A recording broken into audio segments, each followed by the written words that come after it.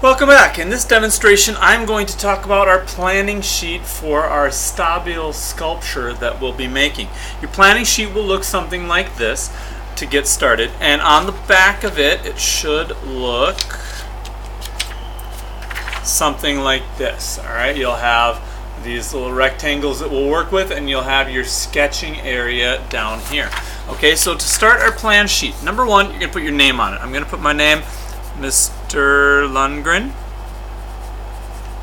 and of course you'll put your name, and then you'll put your homeroom section, so maybe this is 5C, and then write your teacher's name right in that space. Alright, these are the supplies that you're going to have for this project.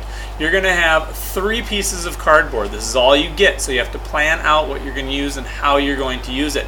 You'll have a 6 by 9 inch piece that you'll use as your stabilizing piece. You'll have a 9 by 9 inch piece, which you'll use as your main piece of your mobile or Stabile.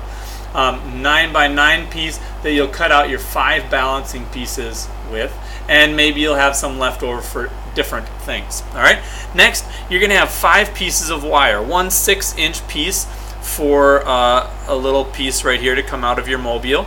Alright, which we'll talk about. That can be either your main fulcrum, and you can have your main fulcrum either hanging or standing straight up, either way, and we'll talk about that in a minute.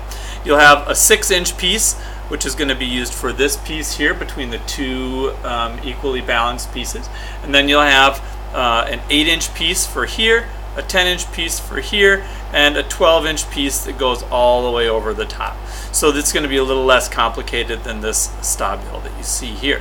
Other supplies you're going to need is you're going to need at least 3 jump rings and 1 brass brad, perhaps, depending on how you design your mobile, and then of course paint and whatnot to design on the sculpture afterwards.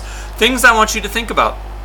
You're going to use this paper provided here, or if you want to use extra templates of paper at home, you can. That's fine too. We'll have large pieces of paper to lay on top of your cardboard in class to kind of trace your designs out. You're going to try to come up with a theme, so like making all of your pieces have unity of shape. Like this one uses all ovals, as you see, and when I design mine for you, I'll show you that. Try to design your wire parts to show how you would like the final model to look when it's balanced, whether that's, you know, horizontally balanced or whatever. You can see that this one has a very clear shape in the way that it's been balanced here, so we'll talk about that as well. And then of course you're going to draw your final version on the back of this paper to turn in to me. So if this is what the back of your paper is, here's my example of what I would like to see. Alright, in these sections, these are your 3 pieces of cardboard that you're going to have. Here's your 9-inch by 9-inch main piece. Here's your 9-inch by 6-inch stabilizing piece. And then here's your other piece to cut your smaller sections out of. So if I want my mobile to look something like this, alright, here's my mobile from the side with my main piece here. Then I have 1, 2, 3, 4, 5 cardboard pieces that I'm going to have to put together in that section. And then right here, it's kind of hard to see, I want to have a stabilizing piece in the back. So I've drawn kind of a back view here. I might even write that on, back view. And I've shown here how I want this piece to go between the triangulated area here of the legs and stick out on the side of my Stabile sculpture there. In class we talked a lot about triangulation or more, and having at least 3 points touching the surface that your Stabile is sitting on, and that will give it the most structure. Okay, so if you're getting started, you might want to take this piece here and say, I'm going to just move this one down here and say, what do you want your main sculpture to look like? Do you want it to be symmetrical? Do you want it not to be symmetrical? Alright, if you want it to be symmetrical, you might want to draw in your line of symmetry. Then you're going to think that this point here, and this point here are going to be touching the floor for your the surface for your triangulation. So you want to keep those points for sure. Then coming up here, you're going to design what part is going to be cut away. Maybe you want it to be more geometric. Maybe you want it to be more curvy and amorphous. Maybe you don't even want it to be symmetrical, right? What if I just went like this?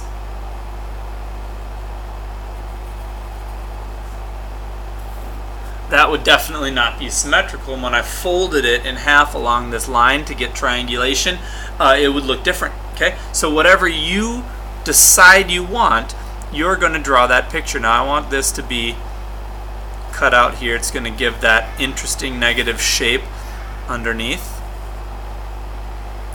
But at the same time, I want to have this area resting against the ground. Okay, now here I kind of like this curved piece, so maybe I'm going to start with a circular piece that's going to be like my main heavy shape over here. So I'm going to label that number 5.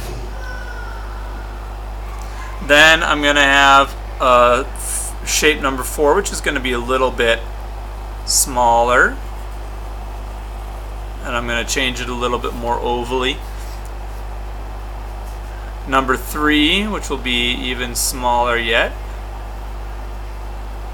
And this one I'm going to turn in here and pretend that that's like an oval. This oval should fit in there. And then I'm going to have 2 more shapes that are going to be smaller. And maybe I'll have those look kind of like this rocket shape. So I'll start with my oval, and cut the little oval out of the back. Okay, now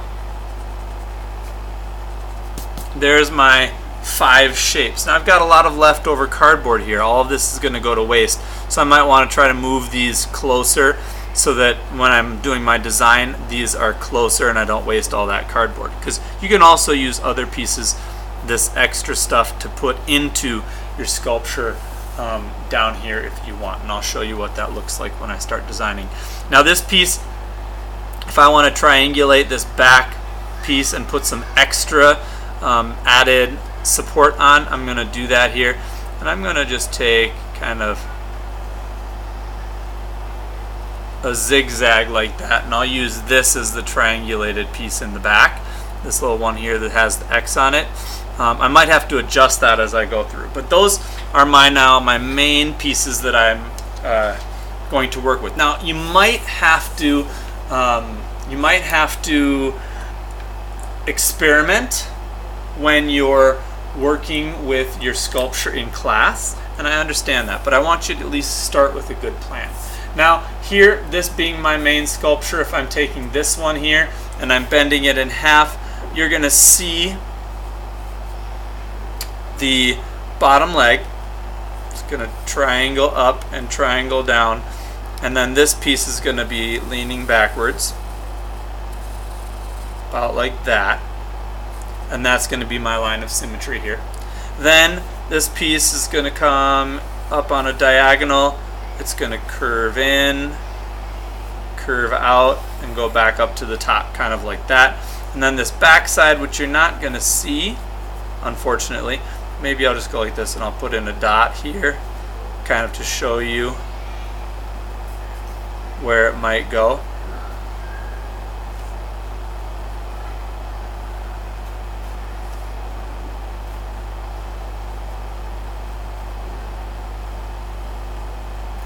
Okay, so where you have this dotted line here, that's kind of being able to see through, like X-ray vision, and these pieces here are what you would see. And I'm actually going to shade this piece in so you know it's back there, and shade this piece in so that you know it's the back piece, and shade that piece in. Now I'm going to draw right here a little line up like that, for kind of like if you were able to see the edge of the cardboard. Here's my table, and if I were to draw a side view, I would have this stuff coming up to the side. So those are like my side pieces of cardboard.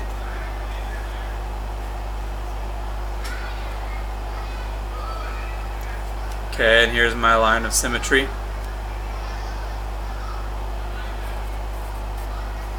Kind of coming up like that, and I would have my zigzag shape in the back.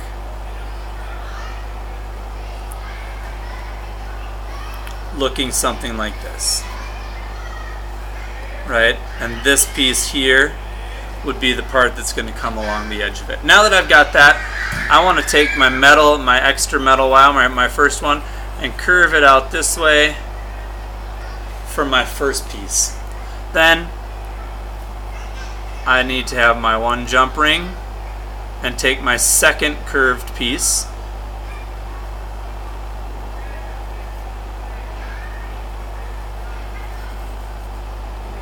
and put, that's my first piece, and here's my second piece, which is going to end there because I need to have the second piece on here. So here's my piece number 4, which is a little ovally piece. Piece number 4, oops, I didn't label these ones up here. 3, 2, 1. And this piece is going to come through here. Whoops, I have to put my jump ring on. See, planning this is always good. And then my swirl is going to come up here and down here for my second piece. 1, 2, 3. So this is my third piece. It's going to be the ovally piece. It looks like a rocket ship or something. And this one is going to come. See, and I'm already changing my mind here. Now, if you are doing this at home, you can also design yours differently. We looked at our PowerPoint and we came up with many different ways that you could put together a mobile. Right? We talked about all the different ways that balance could look and all the different ways that one could design a mobile so that it would be different than mine, right? Because maybe we don't want all of them looking the same. And I really encourage you to come up with some new shapes, some new designs around your own theme. Maybe, I don't know, you have some kind of a theme like, I don't know, a space scene, or this kind of looks like a Pac-Man all of a sudden to me. Maybe you've got a Pac-Man theme or some other kind of theme. And so here's that one, and this one I'm going to turn the same way just because I'm out of space. Alright, so there's my final mobile. That's what I want it to look like when it's done. You might design yours differently. Maybe you want this circular piece like standing way up here and the rest of it's balanced on this side, or vice versa, or maybe you want this one standing up. As long as you can imagine it in your head and figure out how you want it. But the main things are thinking of your triangulation on the ground so that your base piece is stable, thinking about which way you want these bars situated so that you can have it balanced and also swing around itself. Okay, so for your homework, this is what you should be doing. You should have your cardboard pieces planned out up here. You should have your sketch finished down here. And of course, on the front, I gave you one picture that we talked about in class, and your supplies and the directions. Okay?